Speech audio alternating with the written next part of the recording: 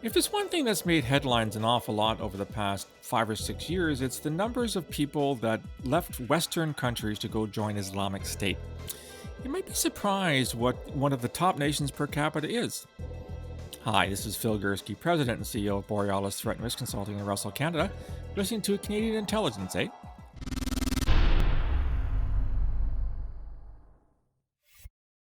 Many years ago, when I was still working in intelligence, I was with Communications Security Establishment, or CSE, which is Canada's Signals Intelligence Organization. We came across an interesting plot that was unfolding in, of all places, Toronto. And it was a plot by a bunch of, well, call them what they were, jihadis, who wanted to blow up a Hindu temple and a Hindu theater. Kind of odd for Canada. It turns out that these guys were actually from Trinidad and Tobago. They had come to Canada. They were part of an Islamist extremist group in Pakistan called Jamaat al-Fukra, or JUF, also called sometimes Muslims of America, and they wanted to basically blow something up in Toronto. They were all found guilty. They all did prison time and were deported.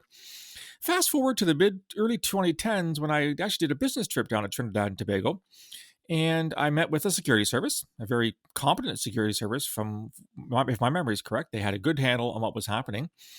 For in fact, it's Trinidad and Tobago, which is the country with the largest per capita number of what we call foreign fighters, Western foreign fighters who joined ISIS.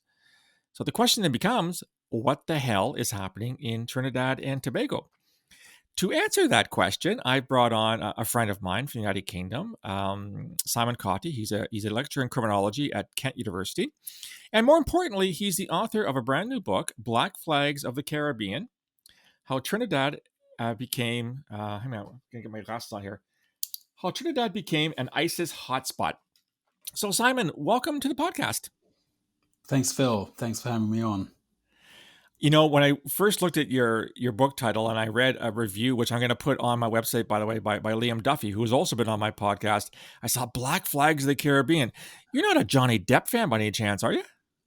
No, I'm not actually. The first working title was Jihadists of the Caribbean, but that sounded a bit too cheesy, I think. So it got changed to Black Flags of the Caribbean. I actually like that. I like the title an awful lot. It really speaks to, I think, what you're talking about. Let's get back to first principles here, Simon. So you're a lecturer in criminology in the United Kingdom. What is it about Islamist extremism and more narrowly ISIS and Trinidadian foreign fighters? How did you get to this space? Yeah, so I did a PhD in criminology, and so I was just finishing that off in 2001. September 2001, 9/11 happened, and that kind of radicalized me towards the study of terrorism, I guess. Radicalized. Um, yeah. So, yeah, no, I had a long-standing interest in political violence, and part of my PhD touched on that. So, there's been there's quite a long continuity of interest and preoccupation. I quit my job, so I started lecturing at the University of Wales at Bangor in 2003, and then quit my job to go to Trinidad to take up a position on the teaching the master's program in criminology. That was in 2006, and I stayed there for a bit, and then I returned to the UK, and so I've had kind of an enduring interest in the culture and politics of Trinidad and Tobago, and then so in 2014. I was hearing rumors from friends in Trinidad about several people going to join ISIS from Trinidad, and then a news story appeared by a local journalist called Mark Besson about Shane Crawford and several other guys who went to Syria, and so I was kind of captivated by that story. It was about Trinidad. It was also about ISIS. I was writing about ISIS at the time, so it fused two of those preoccupations. And about a year or so later, I then went out to Trinidad to try and drill down into the story. And then I just kept going back. And so I spent about four to 5 months in Trinidad interviewing cops, ordinary Muslims, members of the kind of, extremist network in Trinidad. At the time, I was also looking. So this was about 2015, 2016. I was looking to get my teeth into a big project and to do some empirical research. It was difficult for me to do that in the UK, particularly on the pro ISIS network in the UK. Somebody like me wouldn't get access to that, and so I thought, well, Trinidad might work, and it turned out that it did, and I got this incredible access. People were very open, particularly from within the Muslim communities in Trinidad. The big problem I had was actually was getting to talk to the security apparatus, basically. But most Muslims were pretty open to talking to me and wanted to share their stories. Well, no real surprise there. Coming from the security world, I'm one of the very few who are willing to talk to people about what I used to do and why I used to do it. So I'm not surprised you got a bit of a cold shoulder from the Trinidadians. Simon, the other interesting thing about Trinidad, of course, is that, correct me if I'm wrong, it was in the early 1980s, I believe, there was actually a coup attempt, which one could qualify as an Islamist coup attempt. Can you walk us through that one as well?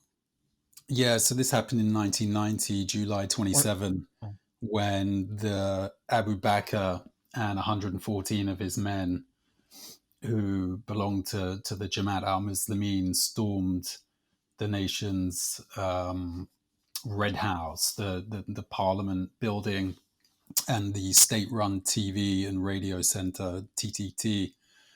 About 114 of them stormed those two venues and held the country hostage for 6 days and 5 nights. And so that was the first wow. Islamist attempted coup in the Western Hemisphere. The coup didn't succeed, and Abu Bakr and his men surrendered and then were imprisoned, but then received an amnesty and were out after 2 years. And so now there is a line of continuity between that Mhm. event and the subsequent mobilization to Syria. I mean, it's not a straightforward line, but the Jamaat al-Muslimin basically split up, fractured after they were released from prison in 1992. Mhm. And there was a jihadi faction that split off that was led by Imam Nazim Mohammed, and he started his own kind of organization and Jamaat down in the south of the country in Rio Claro. Now, according to my research, the data I collected, about 70% of all those people, of around 240 people, about 70% had passed through Imam Nazim's mosque in Mhm. Rio Claro in the Mhm. south of the country. So so the coup is so the ISIS mobilization in Trinidad can be traced back to the coup, Mhm. um, but it is a consequence of a split within the Mhm. within the Jamaat al-Muslimin. Yazin Abu Bakr has nothing to do with the ISIS mobilization in Trinidad. He continues to be the leader of the Jamaat al-Muslimin, which has its headquarters in number 1 Mercarepa Road in Trinidad, in Port of Spain. Mhm. So yeah, but most of the mobilization comes down from the south of the country, which is a rural area, and it's in and around a mosque, and which is a different thing from Western Europe, where most of the guys who went to Syria were radicalized outside of the mosque setting, Right. whereas Right. that's quite a striking difference, I think, in Trinidad. You raise a couple of very interesting points, Simon. First of all, I'm surprised that the amnesty was granted as quickly as it was by the government. Maybe they felt that Mm, this was the best way forward. But you also point out that, and I've been talking about this now for going on 20 years, that it's not necessarily where you go, but it's who you get to know. And, you talk about a mm, mosque run by a person who's obviously, he's fomenting this kind of ideology, and he becomes sort of the gatekeeper, if you will, about mm. encouraging people and in some cases facilitating the travel of people. What is it though about the Muslim community in Trinidad, aside from what you just told me, and maybe a little bit of how long has there been a Muslim presence in the country, and Mm. why was it that we had this critical mass from that particular country? I mean, can it all basically be devolved back to the presence of this one individual, as you said, the split in the community, or is it more complicated than that? Yeah, yeah. Well, it's complex for sure. I mean, I should clarify Trinidad is a democratic republic, the southernmost tip of the Caribbean. It's about 11 kilometers from Venezuela. It's a wealthy Right, country. It's one of the third wealthiest countries per capita in the Americas, is rich in oil and gas. right. About 36% are Indo-Trinis, about 34% Afro-Trinis, 22% mixed, and then the rest white, Syrian, Lebanese, Hmm. um, and Chinese. And so it's a mix. So it's culturally, ethnically mixed, and that is also reflected in the Islamic scene in Trinidad. Islam in Trinidad is divided between Indo-Islam of the East Hmm. Indians. The East Indians came to Trinidad in 1845 as indentured slaves Oh, okay. and brought Islam with them. The majority Sunni. There's also Ahmadi Muslims, Sufis Hmm. in Trinidad. The majority are Sunni. There's a small Shia population. But I mean, historically, Islam first came to Trinidad in the 16th century, and it was brought by the transnational slave trade through Of course, um, from black Africans, of basically, course. and then Islam was quickly stamped out. But so it's a complex scene. There's about 85 mosques in Trinidad. About five of those mosques are Salafi mosques. Hmm. Um, Right. Okay. and then So very there is, conservative. I mean, yeah, there are some tensions between the kind of Islam that's promoted by someone like Abu Bakr and Nazim Mohammed, and the more mainstream kind of Indo Right. Islam that's associated with this ASJA organization. Yeah, there's a good deal of kind of distance between between them, and a lot of it is Right. divided alongside on racial lines, Right. Right. basically. But those, I mean, the 240 who went, about 60% are in Indo Trini, about 40% Afro Trini, Okay. um, Okay. and yeah, roughly about 45% are converts, whereas the majority, about Okay. 60%, were born into the faith and from an East Indian background. Um, Okay. So we know that Islamic State kind of got going. It kind of grew out of Al Qaeda in Iraq, and then it morphed into Islamic State. Then, of course, Islamic State in Iraq and Syria, with proclamation of the caliphate in the summer of 2014 by Abu Bakr al-Baghdadi. Were the Salafi jihadis in Trinidad following developments in Iraq closely, and that was kind of what led to their ability to identify and recruit Trinidadians to go and fight with Islamic State then? I think that's the case, and certainly in central Trinidad, in the north, in Diego Martin, and then down south in Rio Claro, there was a radical network in place over many years. One source told me that Aulaki was very popular in Mm, 2011, 2012, 13, and also Sheikh Faisal.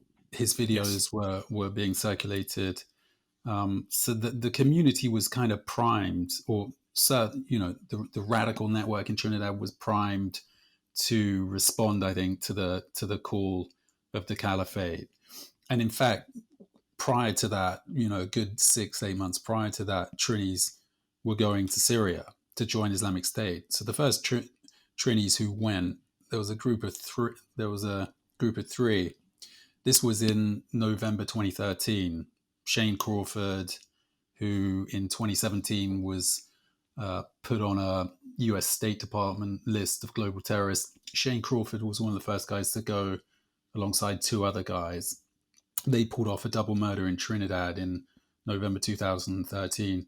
About 2 weeks after that murder, they 2-3 weeks after, they were in Syria fighting for ISIS, and they went via Wow. Venezuela to London, and then to Turkey, and then crossed the border.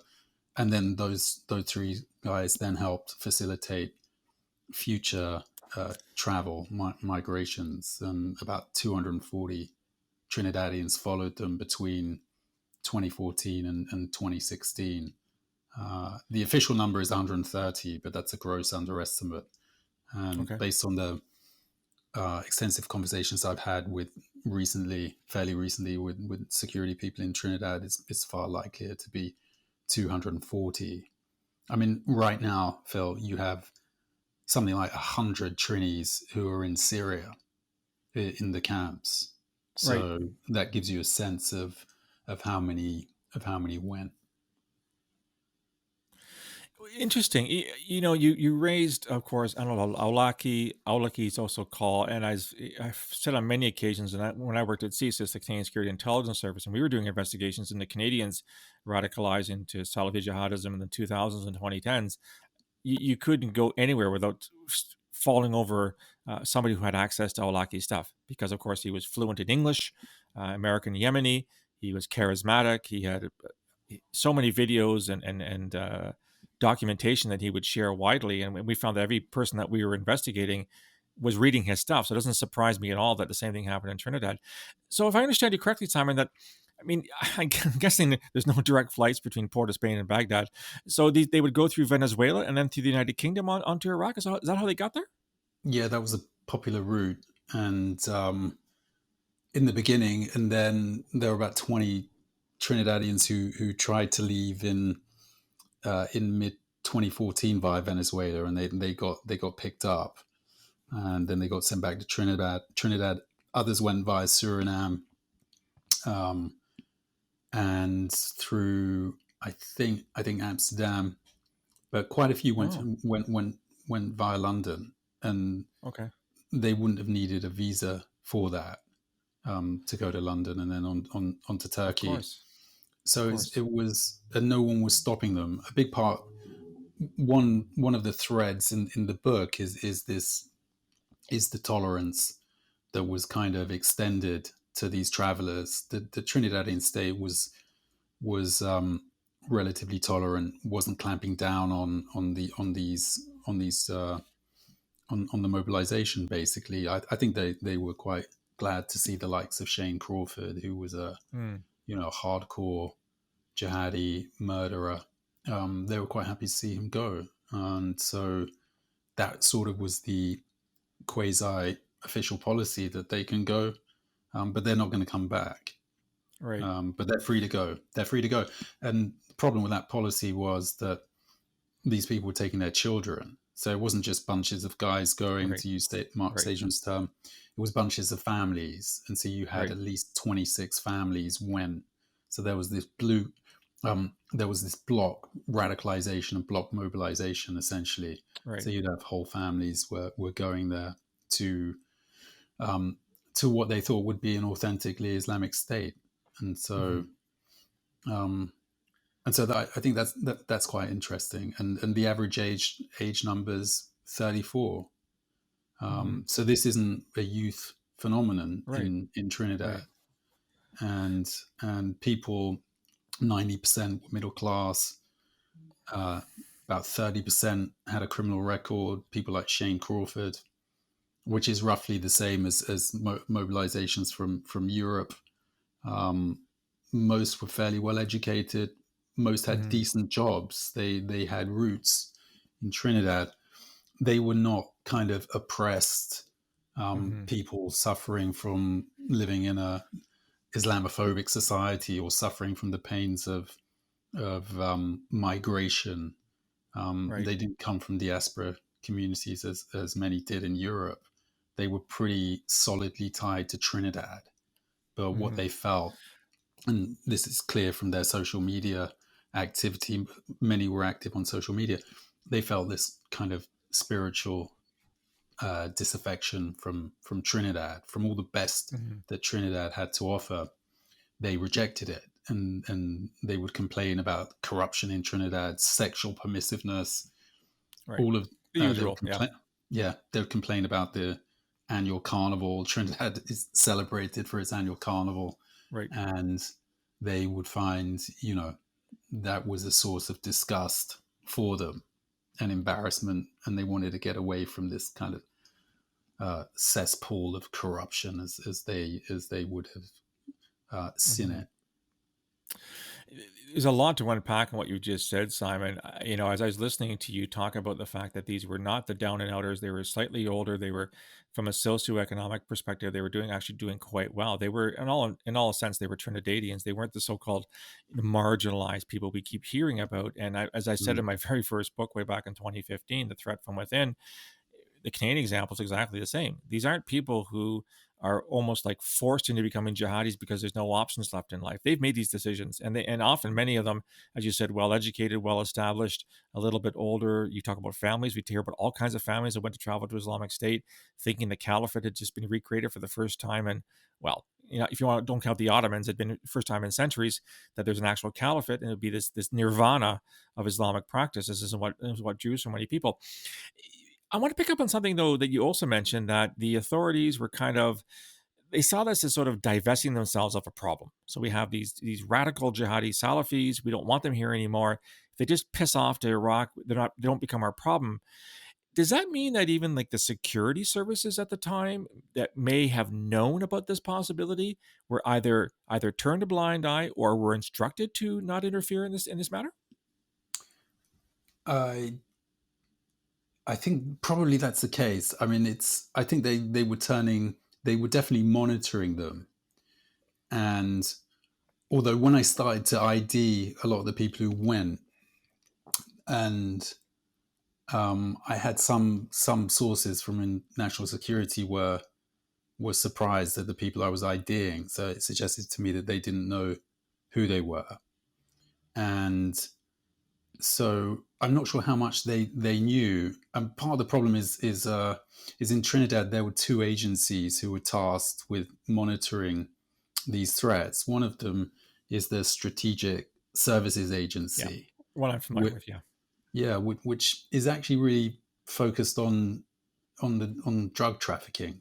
But they were dealing also with the terror threat. And then you had Special Branch who were dealing with the terror threat. And those agencies don't really talk to one another, and we're not sharing information. So I think that was part of the problem. But also at the time, Trinidad took a long while before it prohibited, um, before it classified ISIS as a terrorist organization. That didn't happen in Trinidad Oh, until September, August or September 2016. So it wasn't actually listed as a terrorist entity in Trinidad until then, and people were still free to go to Syria and Iraq right up until September 2018, when Trinidad started to clamp down on travel to wow. Syria and Iraq. By which point, of course, ISIS was losing its Right. caliphate, and the mobilization to the caliphate had kind of dried up. So it was all a bit too little, too late. Right. So they were free to go. They went, and so there weren't really the legal instruments in place to stop Right. people from going. And in fact, nobody in Trinidad has been charged for terrorism offences in Trinidad, which given that 240 went to join Hmm. ISIS, that's pretty striking. Um, there Absolutely. was so a guy called Eddie Aliong. He was the U.S. Treasury listed him as a ISIS financier. That was in 2018. He was also pulled over for suspected involvement in the carnival plot. In 2018, there was an alleged plot to Hmm. attack the I remember carnival, that. Yeah. Yeah. and so I think he hasn't been charged in Trinidad. I think he's still at liberty in Trinidad. Nothing's been done about him, I think. But no one's been there's been no terrorism charges brought against anyone. And there were obviously a guy called Emran Ali, another ISIS financier who was listed by the US Treasury. He was based in Raqqa.